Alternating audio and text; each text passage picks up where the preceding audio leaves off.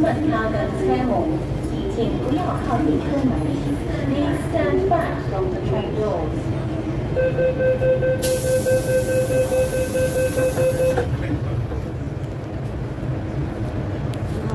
Kita menuju di SD masjid ya. Ini Bu, keluar exit apa ini aku?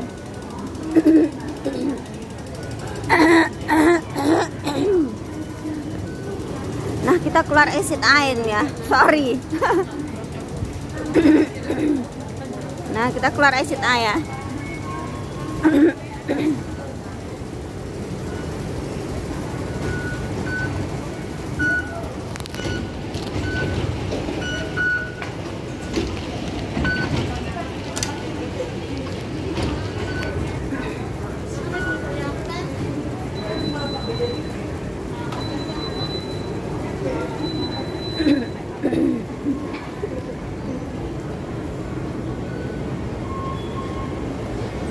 Aku nggak lewat apa itu, nggak ada temennya, nggak lewat apa, nggak lewat itu loh, lift. Nah, ini kita keluar exit A ya.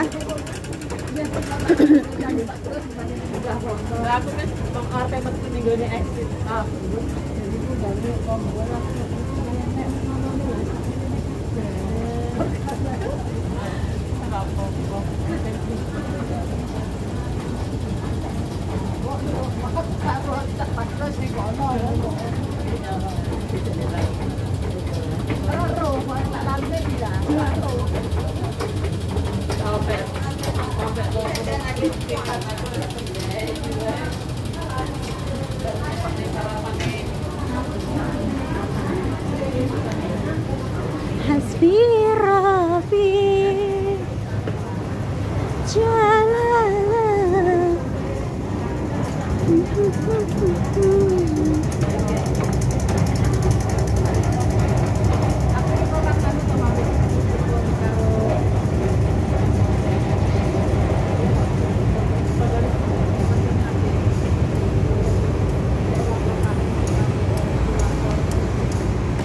Nah, exit A1 ini ya, oke.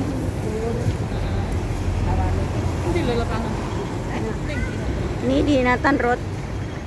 Jadi suasana seperti ini ya. Kita mau antri dulu.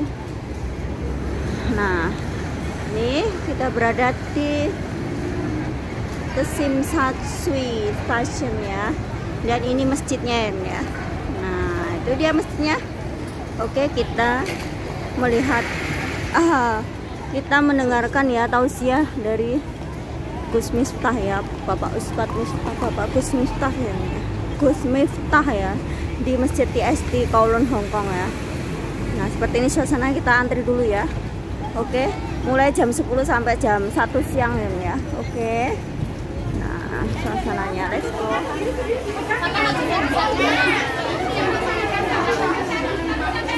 Ini suasana di masjid.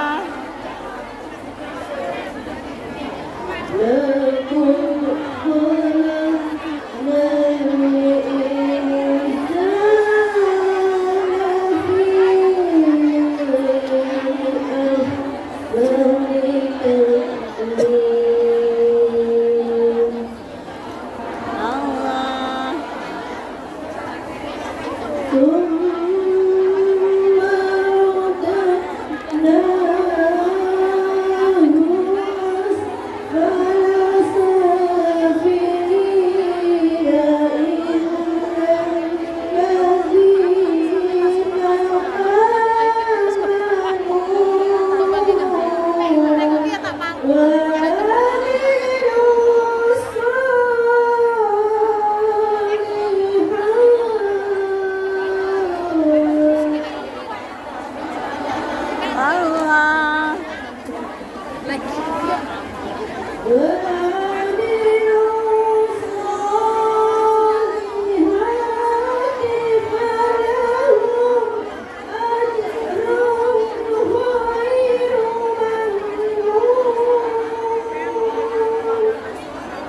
Allah, ini kayak api ya.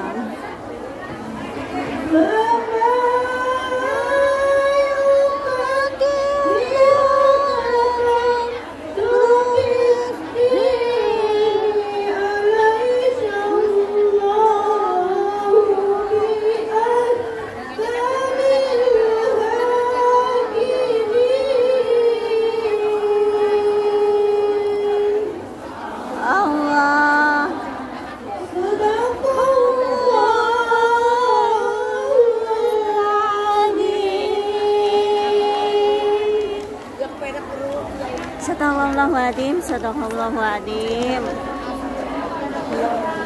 Batin. Maka ketika ada orang makan babi dengan menggunakan bismillah, masalah. Kenapa? Karena agama itu hak, barang haram itu batil. Maka jangan mau menyampurkan antara yang hak dengan yang batil. Menikah itu hak, selingkuh itu batil.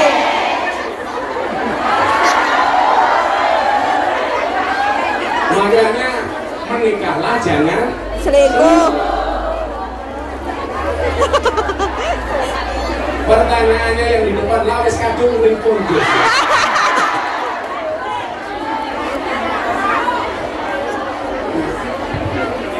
Sesuatu yang hak di mata Allah itu pasti membawa kebaikan. Sesuatu yang batil pasti membawa kemadharatan. Tahu jalannya. Maka perilaku kita hendaknya ketika kita berada di negeri orang seperti ini adalah tolong pertimbangkan antara manfaat dan madharatnya. Sesuatu yang hak lanjutkan, sesuatu yang batil hentikan. Contoh yang tadi bilang sudah terlanjur selingkuh bagaimana Gus? Hentikan. Apalagi sampai tinggal di Hongkong kumpul kebo.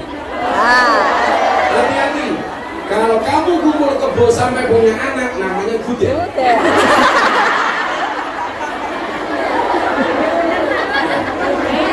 Di mana fungsi agama itu?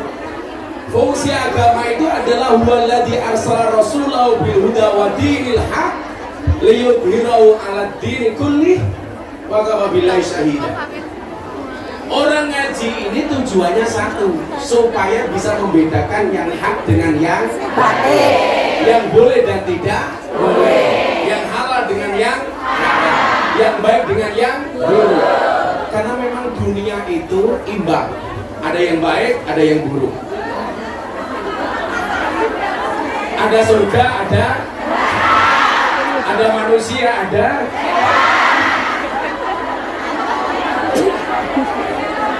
yang lain sibuk ngaji, Bu Nuri sibuk ngitung tiket.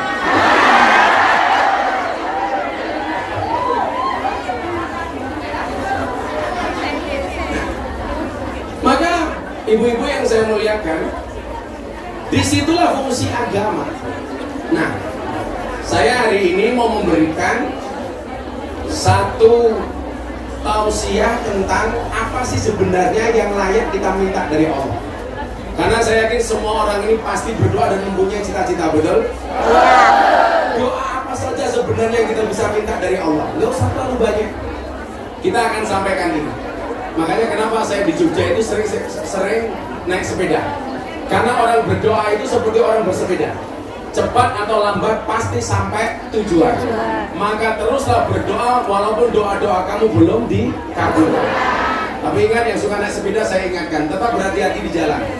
Kenapa? Karena jatuh di aspal tidak seindah jatuh di pelukan mantan.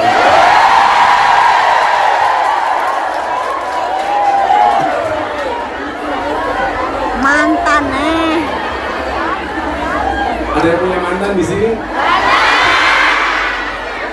Kalau saya udah punya mantan. tapi saya anggap alumni sehingga bisa reuni. Nah ibu sekalian yang saya muliakan, kita sering membaca satu doa yang sering kita sebut sebagai doa selamat.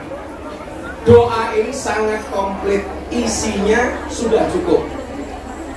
Maka ketika berdoa, saya lebih cenderung menggunakan doa ini. Yang saya khawatir selama ini Anda membaca doa selamat, tapi secara substansi dan konten Anda tidak paham apa isi dari doa selamat itu. Betul? Maka jangan sampai kemudian Tony Boster, waton muni dobose. Becak tanpa pin, waton jeplak tanpa kepakis beli roti, bunuris minum bati. Oh.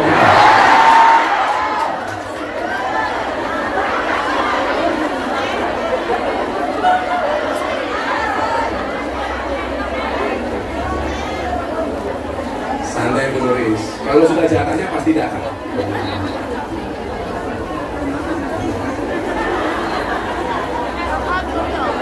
Kita mau mes lagi. Apa sama? Lalu mau polos takon nih loh. Assalamualaikum Gus, minta hadiah Fatihah. Haja Siti Rukaya. Kagum teman seper juangan yang sedang sakit berat di rumah sakit. Oh, Elizabeth Dongkong. Kagum Rukaya Al-Fatihah. Bismillahirrahmanirrahim. Bismillahirrahmanirrahim.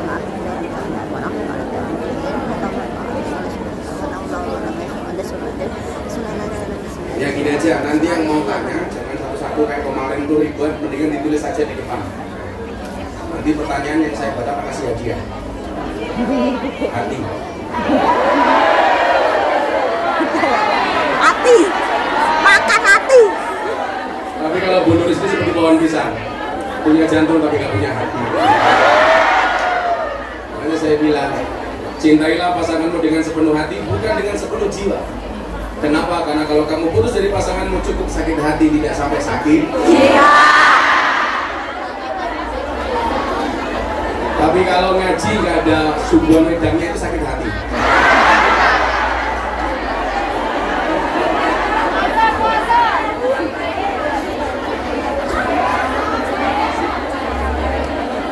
Hongkong panas.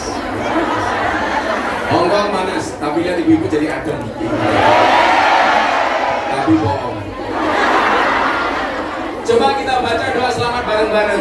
Bismillahirrahmanirrahim. Bismillahirrahmanirrahim. Allahumma inna nas'aluka salamatan fid din wa afiyatan fil jasadi wa ziyadatan fil ilmi wa barakatan fil rizqi wa taubatan qoblal maut wa rahmatan indal maut wa maghfiratan ba'dal maut. Allahumma hawwin alaina fi sakaratil maut wa najata minan nar wal afwa indal hisab. Ini jangan sampai kalau baca doa itu domirnya double. Contoh kalau ibu-ibu di desa itu ada Mbah Mudin, Mbah Kau mendoakan orang mati biasanya apa? Allahumma inna nas'aluka salamatan fit dinina. Itu salah. Kalau fit nggak usah pakai na.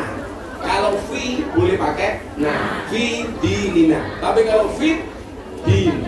Kalau fi dinina. Coba apa isinya ini? Ada 10 yang kita minta dari satu doa yang namanya doa selamat. Substansinya ada 10 hal. Nah 10 hal ini kamu baca di Hongkong selama dunia akhirat. Mudah-mudahan yang datang siang hari ini, pagi hari ini, satu dipanjangkan umurnya, dimudahkan rezekinya, badannya, hatinya, lunas hutangnya. Caranya bagaimana? Dibayar. Maka ini yang minta doa saya doakan, yang minta maaf saya maafkan, yang minta THR saya minta maaf.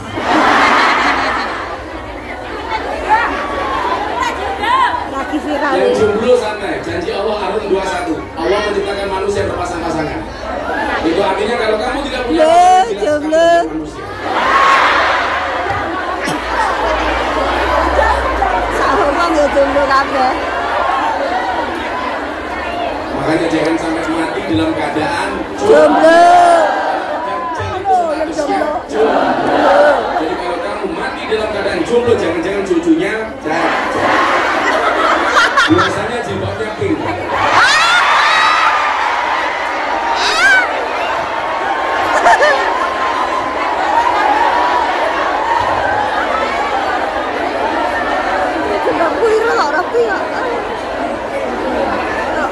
Sepuluh hal yang kita dapatkan dari doa selamat. Yang pertama, Allahumma inna nas'aluka salamatan fiddin. Kita minta selamatkan agama kita. Ibu-ibu yang saya muliakan, gak ada jaminan orang itu lahir dalam keadaan Islam, dimatikan oleh Allah dalam keadaan Islam. Contoh, dulu ada artis yang sangat beken, namanya Asmiranda. Bagaimana kemudian Allah memberikan hidayah kepada yang dikehendaki dan mencabut hidayah dari yang dikehendaki. Asmiranda tahu-tahu masuk Kristen. Tapi sebaliknya, kalau Allah sudah punya mau, tahu-tahu orang mendapatkan hidayah Islam. Contoh, Deddy Corbuzier. Contoh, DJ Katy Butterfly yang saya Islamkan. Dia kenal saya tahun 2017. Ketika nge-DJ, mohon maaf, cuma pakai sempak dan petangkap. Saya ketemu di Bali. Malam hari pas dia nge-DJ, saya selesai ngaji. Ketemu saya di ruang tunggu. Pakainya sudah seksi. Begitu masuk, saya kaget. Untung saya menggunakan kacamata gelap, sehingga kata kesukaan saya tidak nampak. Hati saya teriak, wow. Wow, seksi men. Masih gimana kamu rezeki? Ya Allah, makanya.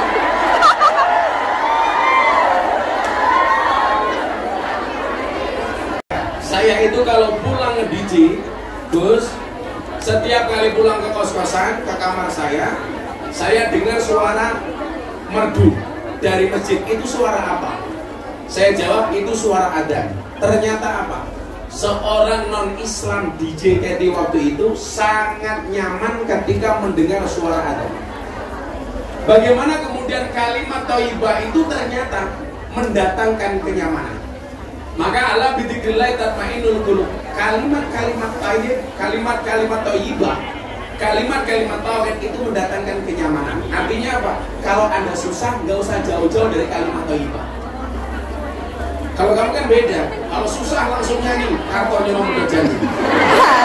Kata ya nang ngawi mada janji. Wes waka suwe-suwe gelem. nuruti Karawanmu sampai dona. Yang nestawan priwati aja mlebu.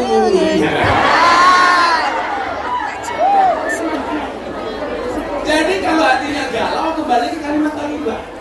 Lah, ciri orang beriman, Al-Anfal ayat 2 Anda lihat. Ciri orang beriman itu apa? Idza dzukirallahu wajilat qulubuhum. Mendengar kalimat thayyibah, hatinya bergetar. Lah, ini DJ Katy Butterfly zaman non-Islam mendengar adzan gemetar. Mendengar adzan, hatinya bahagia. Coba kalau kita di Indonesia dengar adzan kadang-kadang susah. Duhur dengar adzan, Allahu Akbar, Allahu Akbar. Jawabannya apa? Adzan. Aku malah seneng kok, Gus. Maka apa? Laki-laki itu tulang punggung, bukan tulang tulung.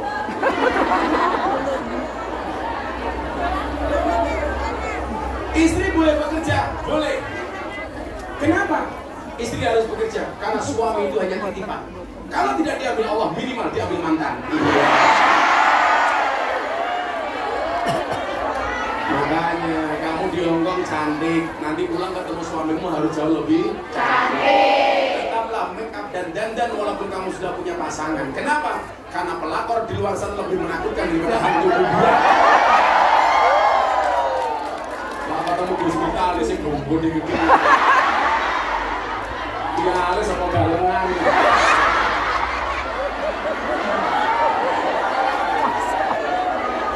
Galengan. Ziyadatul khair, bertambah nilai kebaikannya. Ziyadatul sa'adah, bertambah nilai kebahagiaannya. Kemudian ziyadatul mahabbah, bertambah nilai cintanya. Semakin kamu punya uang, hatinya semakin punya rasa cinta dan kasih sayang. Itu ciri-ciri hartamu berkah. Setiap kali ada orang miskin, kita lihat mau memberi, itulah berkah. Semakin banyak uangnya, semakin banyak memberinya, itulah sedekah. Makanya kemarin saya sampaikan, saya punya 2 prinsip. Kalau untuk urusan pribadi, saya punya prinsip enough is enough. Kita harus mengenal kata cukup. Tapi kalau untuk kepentingan, kebaikan, kemaslahatan, prinsipnya apa? More and more. Selalu tambah dan tambah. Makanya saya doakan Anda semuanya menjadi orang kaya. Amin. Tujuannya supaya bisa lebih banyak memberinya. Amin. Amin. Makanya mohon maaf, saya tadi bilang soal sedekah itu nolak balak. Saya kasih cerita satu. Di zaman Nabi Sulaiman alaihissalam. Nabi Sulaiman itu kan nabi yang ditakdir oleh Allah bisa berbicara dengan binatang. Kalau saya diberitahu lah. Sayang, aku cinta kamu. Mas, kamu lagi apa? Iya. Ini suaranya boyo. Sayang. Lah, aku suaranya boyo. Boyo itu adalah bojomu adalah semangatku, lagi boyo. Makanya saya itu senangnya apa? Dulu bokong-bokong truk itu rata-rata bahasanya gambarnya cewek cantik, seksi, kemudian kuatnya bojomu adalah semangatku, ayu adine, wah, kutunggu jandamu. Sekarang di Indonesia, mohon maaf, gambar-gambar seksi itu di bokong truk kalah sama gambarnya Gus Dur. Gak menarik lagi. Nah, zaman Nabi Sulaiman itu ada orang miskin kuadrat, miskin banget, miskin kuadrat. Kuadrat itu kere banget. Akhirnya apa? Dia punya rumah yang di halaman rumah kecil itu ada pohon tinggi. Di atas pohon itu ada burung yang bertelur. Saking miskinnya, untuk ngasih makan anak istrinya, dia ambil telur dari burung itu. Ternyata menjadi apa? Burungnya ini protes kepada Nabi Sulaiman alaihissalam. Ya. Sol. Sulaiman. Dijawab kalau Nabi Sulaiman, apa no? Mano. Apa no? Saya protes. Telur saya diambil oleh orang yang ada di bawah pohon saya. Saya nggak terima. Akhirnya orang miskin ini dipanggil oleh Sulaiman. Mas, kenapa kamu ambil? Sulaiman, saya miskin. Saya tidak bisa memberikan makan kepada anak-anak saya. Maka dengan terpaksa saya mengambil telur itu. Ya sudah, kamu saya maafkan, tapi tolong besok jangan kamu ulangi. Siap Nabi Sulaiman. Sebulan kemudian orang ini kembali mengambil telur itu. Marah Nabi Sulaiman, kenapa kamu ambil? Saya miskin Nabi Sulaiman, saya nggak bisa makan. Akhirnya untuk menjaga pohon ini supaya telurnya tidak diambil oleh si miskin, Nabi Sulaiman menyiapkan 2 setan di sini untuk menjaga pohon ini. Setan, jilbab hijau.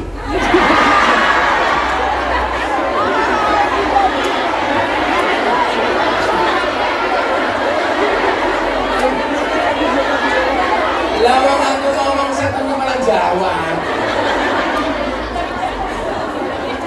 Ciri-ciri setan ini biasanya awal lemu nunggu di kursi.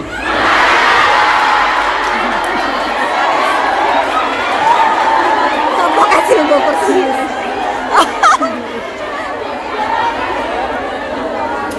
Oh, asam urat. Bunda nulis asam urat. Obatnya gampang, gula batu. Gulanya diwenekan asamnya waktunya genutri urat. Nah, singkat cerita, orang miskin ini mau naik lagi karena nggak punya uang, nggak punya makanan. Begitu mau naik, ada suara pengemis di bawah. Dan paring-paring, dia ingat punya uang 1 repis, punya uang satu-satunya. Begitu mendengar suara pengemis ini, dia tidak jadi naik ke pohon, dia turun. Uang yang dia miliki satu-satunya diberikan kepada pengemis ini. Selesai memberi, dia naik dan bisa ambil telur dari burung itu lagi. Kemudian yang terjadi apa? Setan yang menunggu pohon itu dipanggil oleh Nabi Sulaiman. Hei setan, kamu kan saya suruh jaga pohon itu supaya telurnya tidak diambil oleh orang di bawahnya. Kenapa kamu lalai? Apa jawabannya? Sulaiman, tadinya saya menjaga, tapi gara-gara si miskin itu memberikan sedekah kepada pengemis, saya oleh Allah dilempar ke ujung barat dan ke ujung timur. Coba, padahal mohon maaf, sedekahnya hanya Rp1, Rp1 saja. Ini menggambarkan bahwa kemudian ternyata sedekah itu bisa menolak bahkan dari godaan iblis. Artinya apa? Kalau kamu tinggal di Hongkong punya banyak uang, kok cenderung hatinya pengen berbuat maksiat, tolong pageri kemaksiatan itu dengan sedekah. Kok gue duit malah hatinya pengen berbuat dosa, pengen selingkuh, pengen ini, pengen itu, pageri amal-amal itu dengan sedekahmu supaya nolak bala. Kok aku duit pengen dugem wae ya, saya dipageri supaya tidak terjerumus kepada perbuatan maksiat itu dengan sedekah. Itu insya Allah berkah rezekinya. Amin. Udah nomor berapa? Orang nak kopi nih. Muter-muter kayak bucu. Apa kayak? Oh, panjang. Ini bedanya Gus Miftah sama suaminya Bunda Nuris. Kalau Gus Miftah kayak Mik ini. Ayo, kalau bojone Bunda Nuris kayak ini.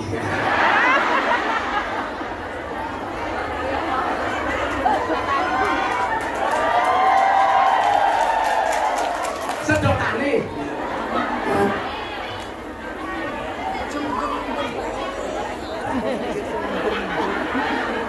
Siapkan pertanyaannya, orang dua lagi. Bueno, kesedera dan ora. Satu pertanyaan $100 ya.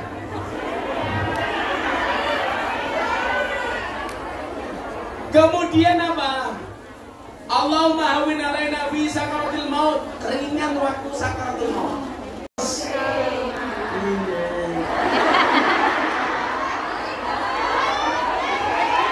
Sesuai dengan doa kita, saya mau baca selawat itu. Bapak anu ibu muslimah, kakang ansor, ade fataya, talilan saben malam Jumat, boleh talilan padha gawa